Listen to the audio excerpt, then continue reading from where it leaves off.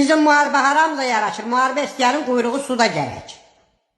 Əgər yenə müharibə istəyirsə, pahalara hazır olun, part, cum.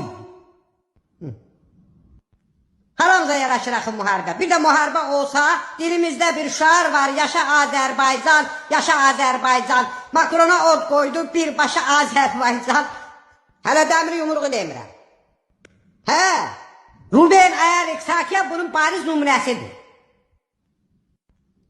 Mən də sizə bunu deyirəm də, yekə-yekə danışırdılar.